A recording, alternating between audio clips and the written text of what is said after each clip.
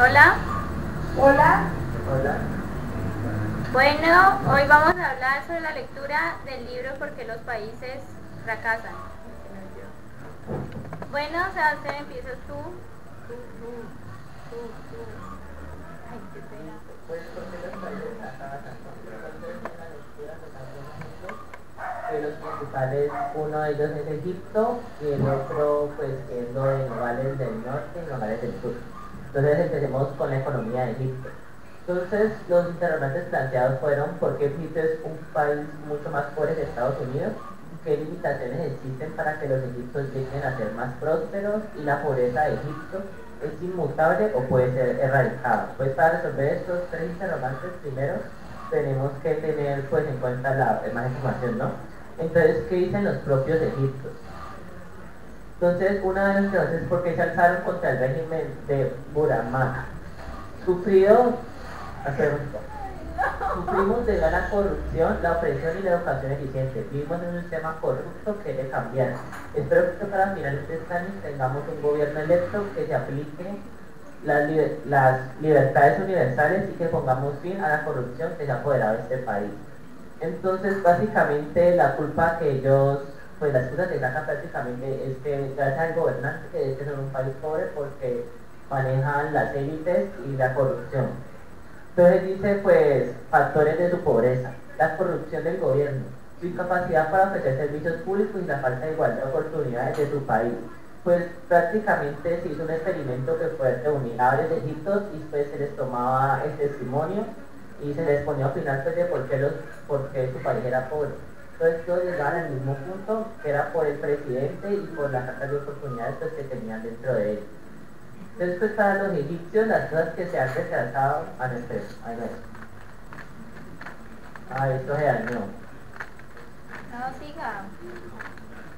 Pero, pues todos los impedimentos económicos a los que se enfrentan procedentes de cómo se ejerce el poder político en Egipto y el monopolio de dicho poder por parte de una élite reducida y creen que este es el primer elemento que se debe cambiar.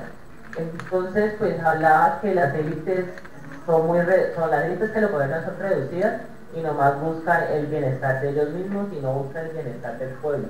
Entonces, sin embargo, otros apuntan que son pues gente ya más detallada en esos estudios y más especializada a los atributos culturales de los egipcios, que supuestamente su hostelería, la prosperidad, el desarrollo económico, depende de la idea de que los egipcios carecen del tipo de rasgos culturales y la ética de trabajo que han permitido que otros pueblos prosperen y que han aceptado creencias islámicas que no concuerdan con el éxito económico. Entonces, para ahí la imagencita, ¿no? Entonces, ¿cuál es el problema?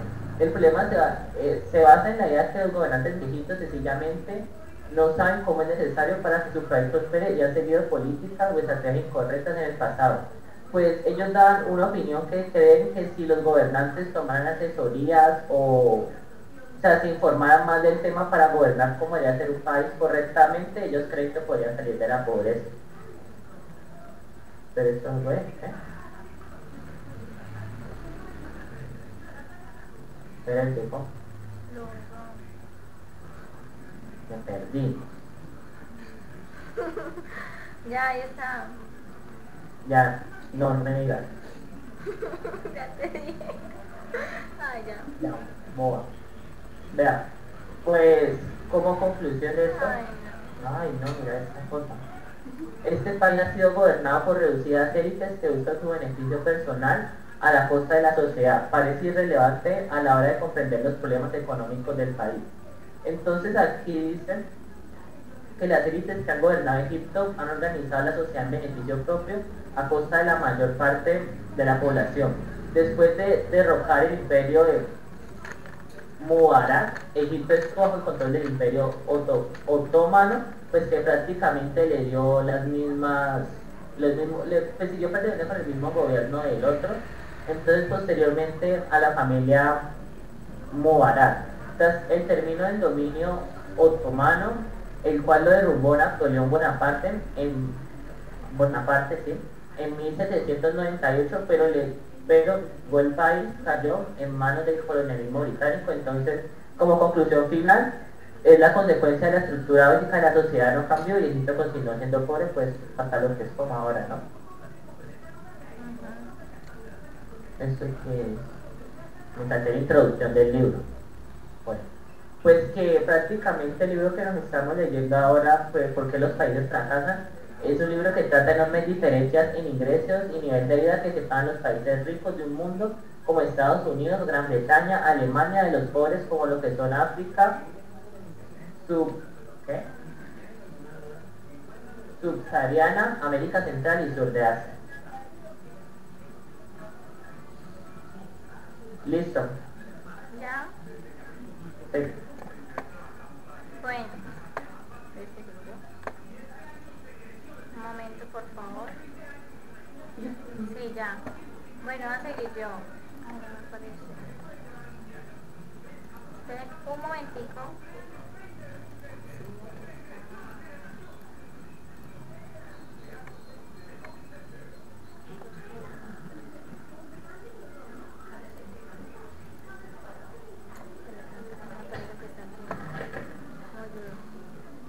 Muy duro, claro. Muy duro. ¿Ustedes lo ven? Sí. Ay, no, te queda. Sí.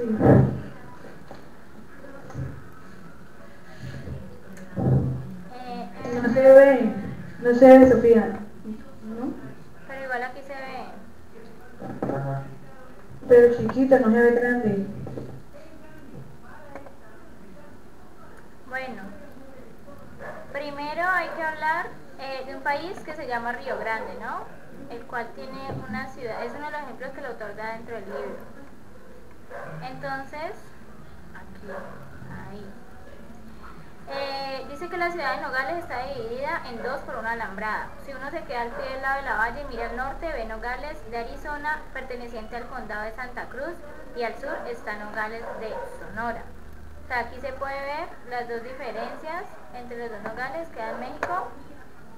Y entonces se puede ver que a pesar de que la misma ciudad, una está al norte y la otra está en el sur, pero son diferentes. Bueno. Eso no me tocaba a mí. No. Sí, eso me Bueno, voy tocaba a a mí explicar qué es Nogales de Arizona y Diana va a explicar qué es Nogales de Sonora. también. Ya va. Bueno, en sí lo que explica lo que es Nogales de Arizona es que allá la población es mejor, todos los estudiantes tienen educación, los adultos tienen títulos y son graduados, los habitantes pueden, o sea, en sus actividades diarias pueden estar tranquilos porque hay seguridad, no hay robo, no hay violencia al salir a las calles. ¿Qué más dice? También dice que invierten mucho en cosas porque saben que nadie los va a robar, o sea, hay mucha confianza dentro de los propios ciudadanos porque saben que no les va a pasar nada si se meten a un negocio. También pues tienen mejor economía y dice que a pesar de su ineficiencia y corrupción esporádica, el gobierno es su agente. Pueden votar para sustituir su alcalde, o sea, ya sí existe la democracia. Si a ellos no les gusta un alcalde, un congresista, un senador, etcétera, ellos pueden votar y pueden elegir, no como en otros países que no se aplica la democracia. Y ya, bueno. Entonces, conclusión, aquí hay buen gobierno, buena economía y buena educación. Y ahora Diana nos va a explicar Nogales de Sonora.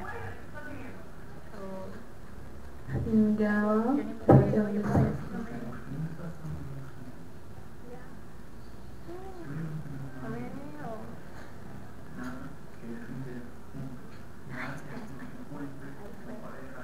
Ya. Bueno, Yo voy a quitar es el este. Gracias, yo veo. Veo que suena. ¿Eso por qué ve así tan raro? Espérate, falta algo, ¿no? No, así siga, Nogales de Sonora. Sí, pero mira, es este de acá, sí, oye. No, espérate que eso como que me dañó. No, está bien, usted lo dañó. Bueno, Hola Andrés. Hola. bueno, dice, ¿cómo pueden ser tan diferentes las dos mitades de lo que es esencialmente la misma ciudad? pues no hay diferencia en el clima, ni en la situación geográfica, ni las enfermedades que presenten en la zona. No hay diferencia en eso.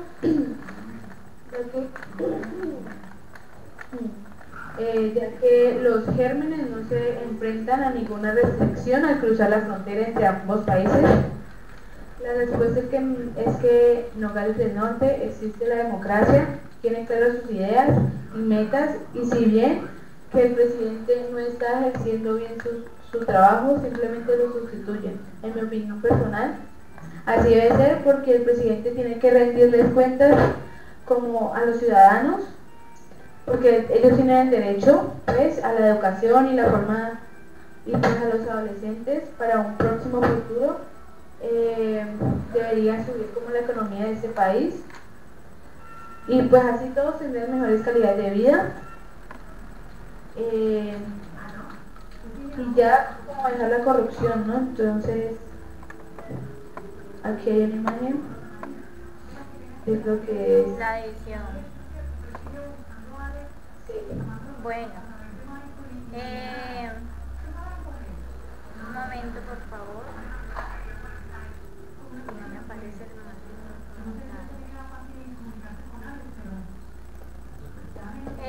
dentro de esto,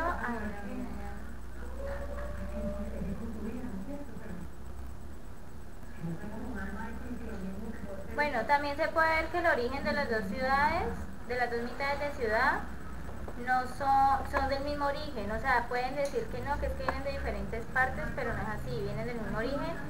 Dice que comparten el mismo antepasado, la comida, la música, incluso dice, nos aventuramos a decir que tienen la misma cultura. Ay, eso. Un momento, por favor.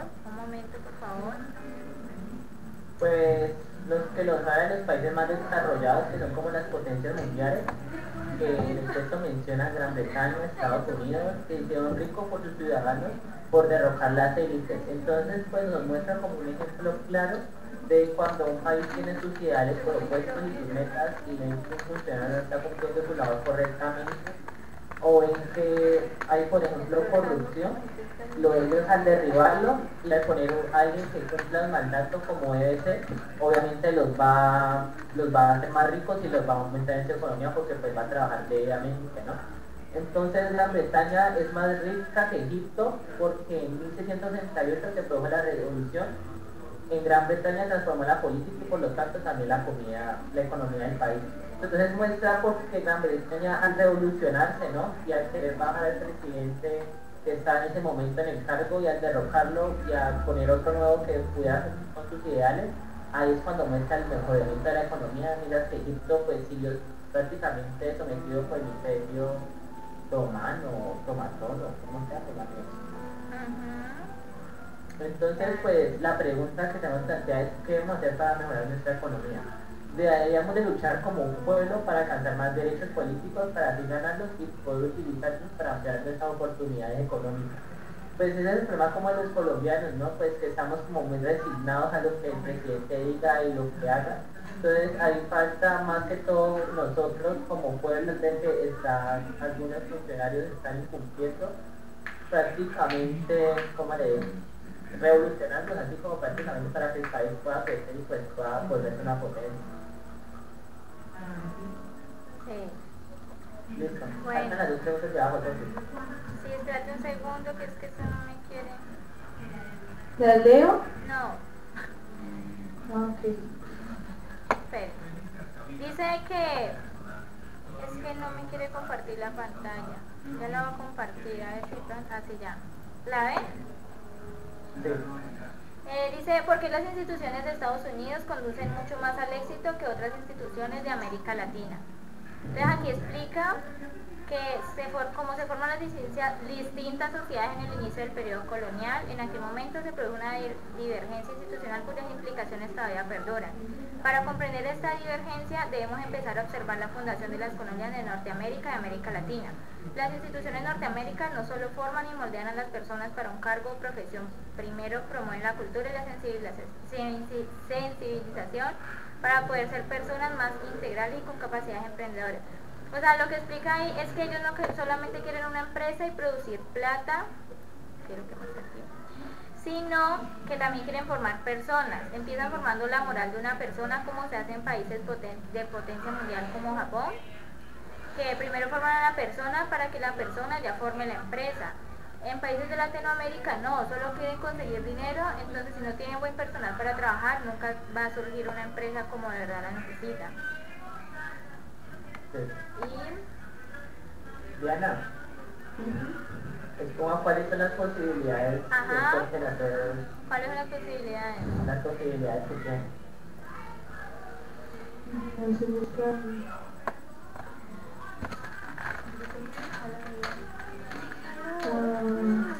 Lo de qué es y todo eso. No, las ¿Qué es la posibilidades. posibilidad? Ah, no, espérate, no, ya. Es que estaba leyendo otra cosa que no era. Listo, ya. Yo les voy a compartir.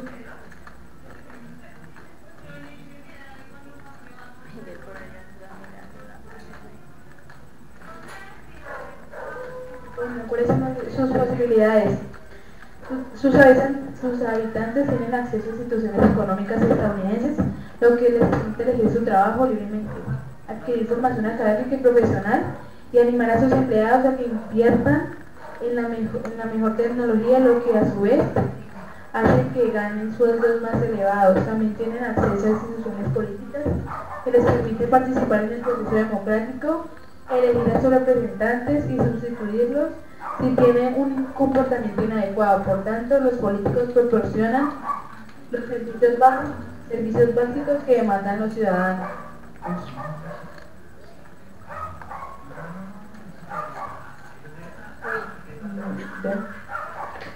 Bueno, entonces en conclusión, ¿cuál es tu conclusión, Sebastián?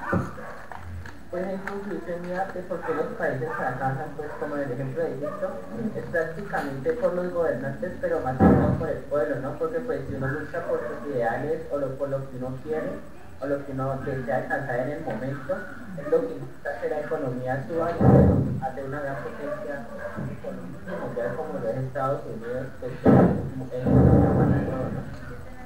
Bueno, hola. Mi conclusión pues es que aparte del gobierno también son los orígenes del país, ¿no? Que hay veces los países no son bien colonizados, no son bien conquistados, entonces terminan siendo una sociedad que no es bien organizada y si no hay orden no hay estabilidad.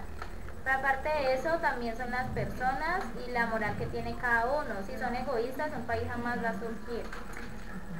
Wow. Bueno, y de mí no, yo, Por eso usted. Bueno, pues yo pienso que el país sea mejor depende de los mismos ciudadanos, ¿no? Porque si uno no quiere las cosas, si uno ve que las cosas como no van bien, uno debería como quejarse. Y así, al ver que uno se queja, las personas van a caer en conciencia y a la hora que un gobernante no sirve en un país, va a sustituirlo y va a crear campañas para así que con los gobernantes cada día crezca más el país y como decía Sebastián, para que sigan el ejemplo de Estados Unidos, que es una potencia, ¿no? Sí. Bueno, hemos concluido este hangout. Chao. Chao.